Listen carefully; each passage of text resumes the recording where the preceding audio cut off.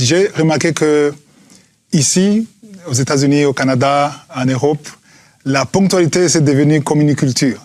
Je me souviens, j'étais aux États-Unis, j'avais un rendez-vous avec un Américain, né en Amérique, qui n'est même pas chrétien, mais il était à temps.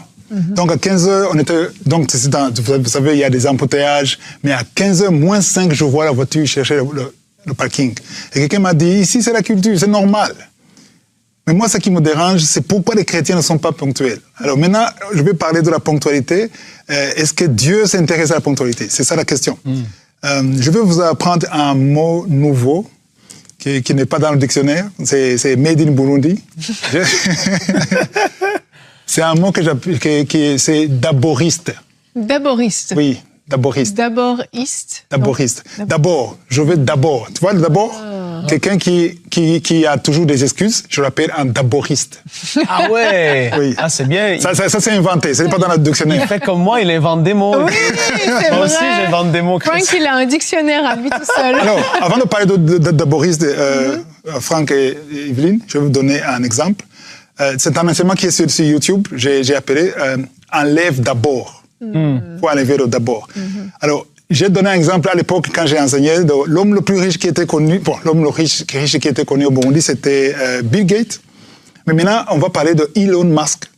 Parce que c'est l'homme de l'actualité. Donc, je crois que même ceux qui suivent les informations, avec ce qui se passe, on connaît Elon Musk. Elon Musk, on parle de plus de 200 milliards de dollars américains. Pas canadiens, américains.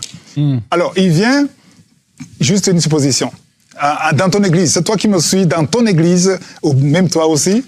On te dit que dimanche, Franck, on te dit que dimanche, à 3h du matin, si tu es à l'heure, à 3h du matin, ceux qui seront à l'église physiquement, à 3h, pas à 5h, 3h du matin, Elon Musk va donner un chèque de 50 000 dollars. Pas canadien, américain. Yeah.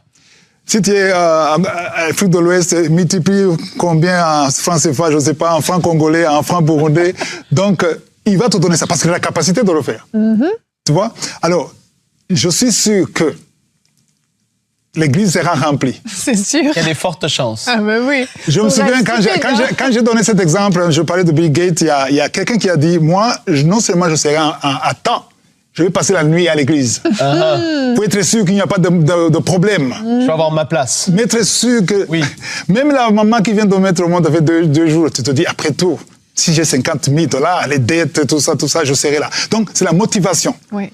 Mais tu vas voir, ce n'est pas ici, mais en Afrique, en général, les églises, les chrétiens, quand ça commence à